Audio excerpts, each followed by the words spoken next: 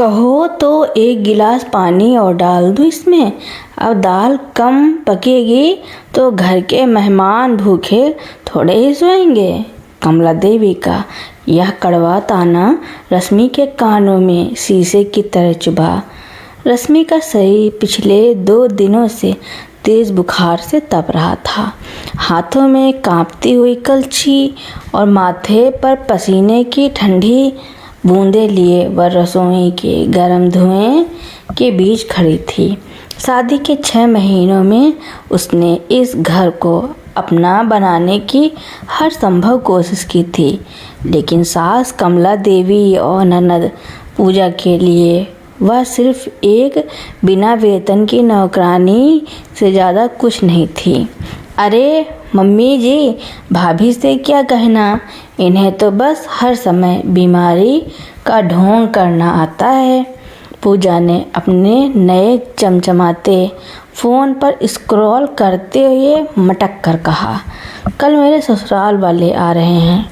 अगर खाने में कोई कमी रही या भाभी ने ऐसा उतरा हुआ मुंह बनाकर उनके सामने परोसा तो मेरी तो नाक ही कट जाएगी।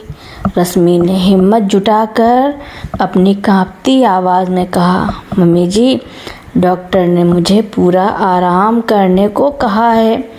सिर का दर्द बर्दाश्त नहीं हो रहा।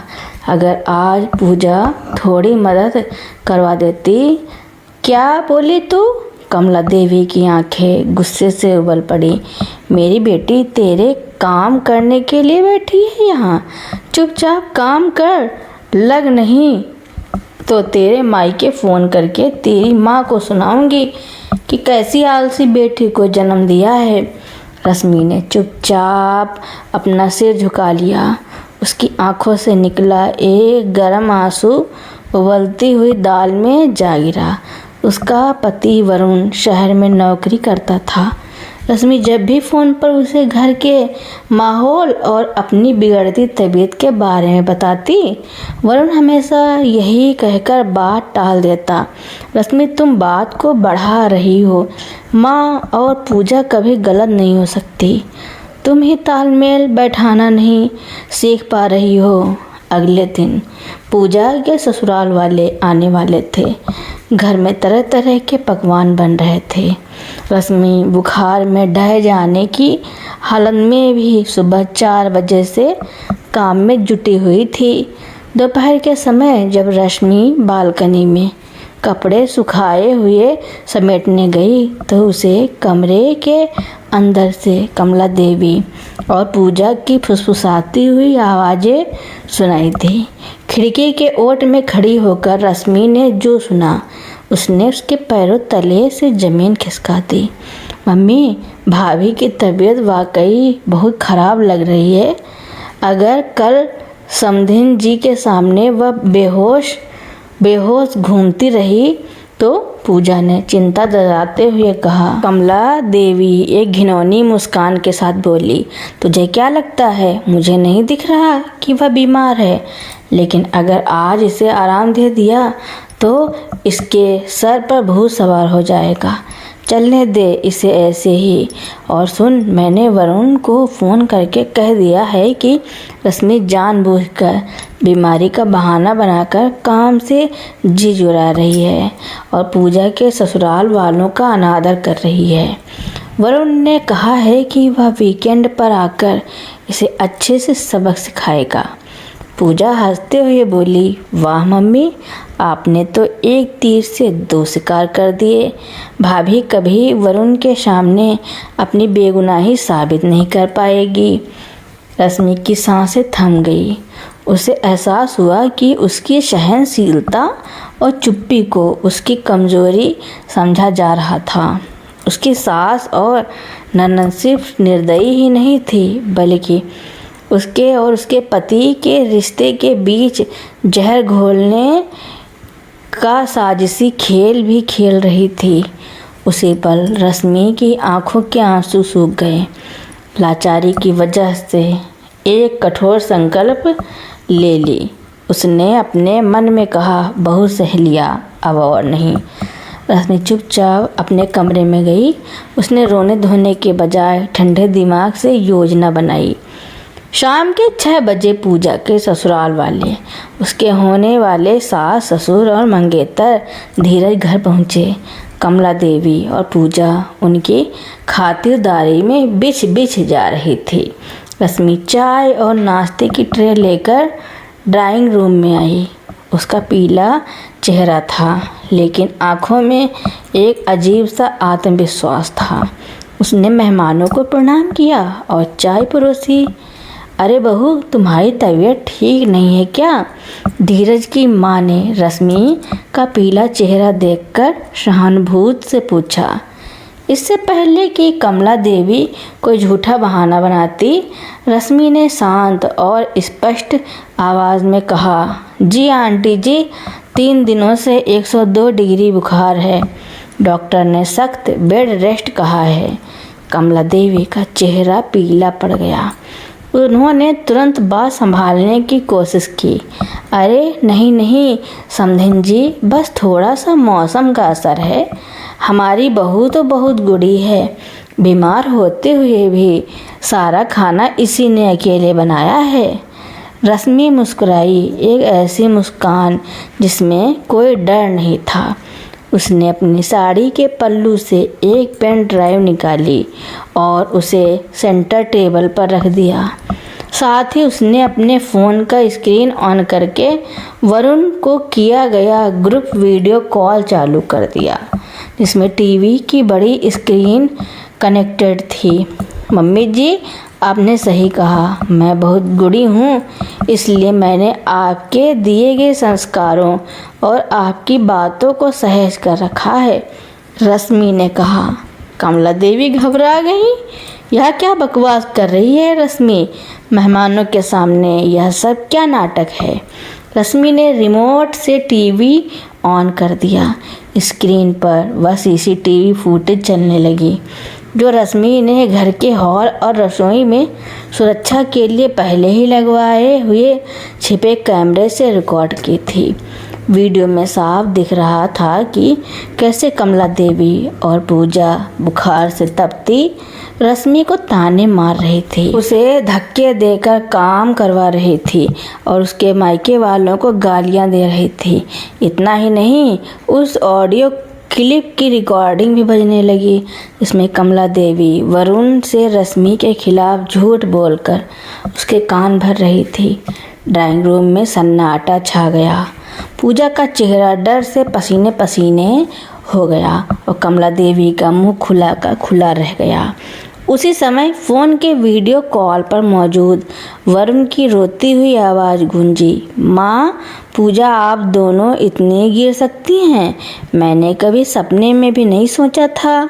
रश्मि सच कह रही थी और मैं आप लोगों के झांसे में आकर अपनी बेगुनाह पत्नी पर शक करता रहा। वरुण ने कांपती आवाज़ में रश्मि से कहा, रश्मि, मुझे माफ़ कर दो, मैं अपनी आंखें मूंद कर बैठा था। मैं कल ही घर आ रहा हूँ। हम दोनों अब अलग शहर में रहेंगे। धीरज के पिता गुस्से से खड़े हो गए। उन्होंने कमला देवी की तरफ देखते हुए कहा, कमला जी, जो औरत अपनी ही बहू को बीमार हालत में प्रताड़ित कर सकती है और अपने ही बेटे का घर तोड़ने की साजिश रच सकती है, उसकी बेटी हमारे घर की बहू बनने लायक नहीं है। जहाँ औरतों की इज्जत नहीं होती, वहाँ हम अपने बेटे का रिश्ता नहीं कर सकते। पूजा रोने लगी और धीरज के पैर पकड़ने दौड़ी, लेकिन मेहमान बिना पानी पिए उठकर चले गए। कमला देवी और पूजा का घमंड पल भर में मिट्टी में मिल चुका था। वे रश्मि की तरफ आंख उठाकर देखने की हिम्मत भी नहीं जुटा पा रही थी। रश्मि ने शांति से अपना सूटकेस उठाया। उसने अपने ससुर जी, जो कोने में शर्मिंदा खड़े थे, उनके पैर छूकर आशीर्वाद लिया। जब वह घर के दरवाजे के बाहर निकल रही थी तो शाम की ढलती धूप उसकी राह को रोशनी कर रही थी। आज उसकी आंखों में बेबसी के आंसू नहीं, बल्कि अपने स्वाभिमान को बचाने और अधर्म के खिलाफ आवाज़ उठाने की जीत का उजाला था। सूरज की किरणें जब अगली सुबह रश्मि के चेहरे पर पड़ी तो वह अपने मायके के कमरे में थी। दिल पर महीनों से जमा हुआ बोझ हट चुका था, लेकिन मन के किसी कोने में एक हल्की सी कसक बाकी थी। शादी का वह घर जिसे उसने अपना माना था, पल भर में ताश के पत्तों की तरह ढह गया था। तभी उसके फ़ोन की घंटी बजी। स्क्रीन पर वरुण का नाम चमक रहा था। रश्मि ने कुछ सेकंड सांस थामी और फिर कॉल रिसीव किया। रश्मि दूसरी तरफ वरुण की आवाज़ भारी थी, जैसे वह रात भर सोया ना हो। मैं स्टेशन पहुंच गया हूं, क्या मैं तुमसे मिलने आ सकता हूं? मुझे तुमसे बात करनी है।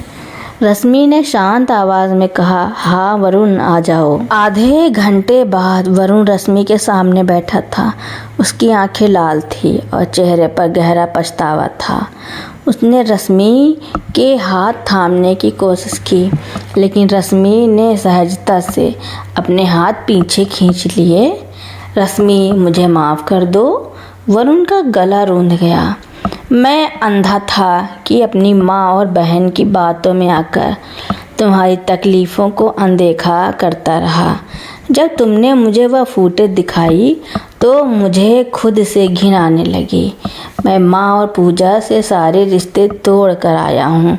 मैंने शहर में एक अलग मकान किराए पर ले लिया है। चलो मेरे साथ, हम एक नई शुरुआत करेंगे।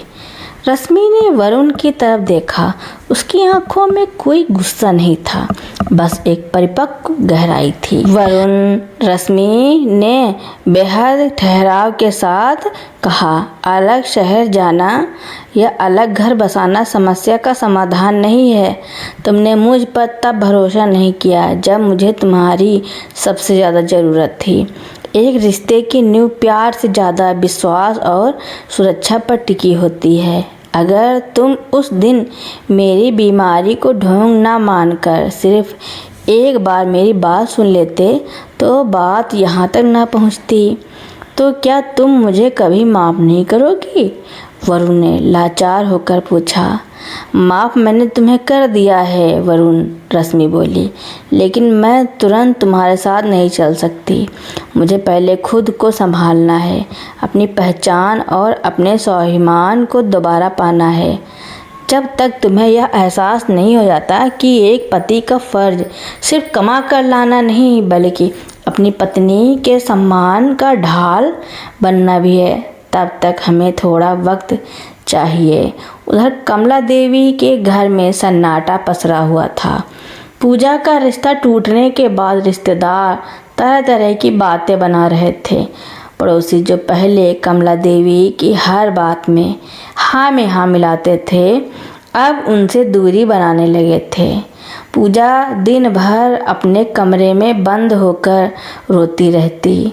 जिस नए ब्रांडेड फ़ोन का उसे घमंड था, उस पर अब धीरज का कोई मैसेज नहीं आता था। वही कमला देवी को एहसास हो चुका था कि उनके झूठे घमंड और चालाकी ने उनके ही हंसते खेलते परिवार को तबाह कर दिया था। बेटा दूर चला गया था, बेटी का भविष्य अधर में लटक गया था और समाज में थू थू हो रही थी। एक दिन ससुर दीनदयाल जी ने पहली बार अपनी चुप्पी तोड़ी। उन्होंने कमला देवी और पूजा को हॉल में बुलाया और कड़े शब्दों में कहा, देख लिया अपनी साजिशों का अंजाम। जिस बहू को तुम नौकरानी समझकर दबाती रही, उसने सिर्फ अपना सच दिखाया और तुम्हारा पूरा साम्राज्य ढह गया। अगर अब भी अपनी गलतियों का एहसास नहीं हुआ तो यह घर भी तुम्हारे हाथ से निकल जाएगा। कमला देवी का सिर पहली बार शर्म से झुक गया। 3 महीने बीत गए। रश्मि ने अपनी पढ़ाई पूरी की और एक स्थानीय स्कूल में शिक्षिका की नौकरी शुरू कर दी। वह अब आत्मनिर्भर थी और उसके चेहरे पर एक अलग ही तेज था। इन 3 महीनों में वरुण बदला था। वह हर हफ्ते रश्मि से मिलने आता, उसके माता पिता का ख्याल रखता और अपनी माँ बहन की गलती का प्रायश्चित करने के लिए हर संभव कोशिश करता।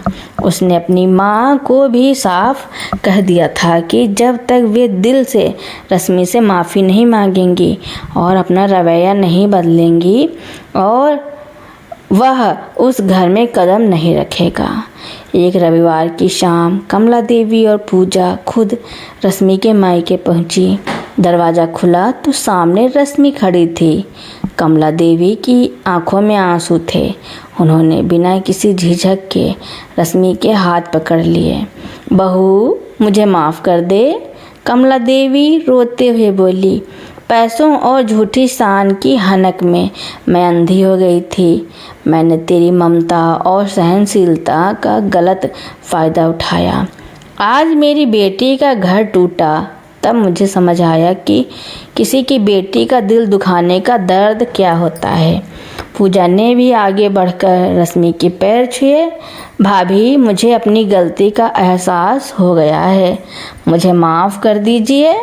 रश्मि ने कमला देवी को संभाला और उन्हें अंदर बैठाया। उसने देखा कि आज उसकी सास की आंखों में कड़वाहट नहीं बल्कि सच्चा पछतावा था।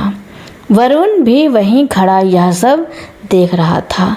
उसने रश्मि की तरफ देखा जैसे पूछ रहा हो, क्या अब हमारी नई शुरुआत हो सकती है? रश्मि ने मुस्कुराकर सिर हिलाया, लेकिन इस बार का फैसला किसी दबाव या मजबूरी में नहीं था। यह एक ऐसी स्त्री का फैसला था जिसने अपनी शर्तों पर अपना सम्मान वापस पाया था। रश्मि ने समझ लिया था कि चुप रहकर अत्याचार सहना कमजोरी है, लेकिन जब अन्याय करने वाले को अपनी गलती का सच में एहसास हो जाए तो उन्हें सुधार का एक मौका देना बड़प्पन है।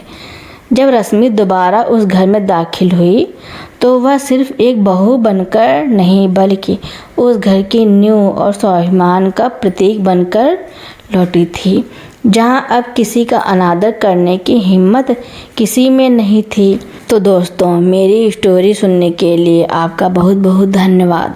ऐसी ही नई नई स्टोरियां सुनने के लिए मेरे चैनल को लाइक, कमेंट, शेयर, सब्सक्राइब एवं बेल आइकन का बटन दबाना ना भूलना, ताकि मेरी नई नई स्टोरियां आप लोगों तक पहले ही पहुंचती रहें। Thank you for watching.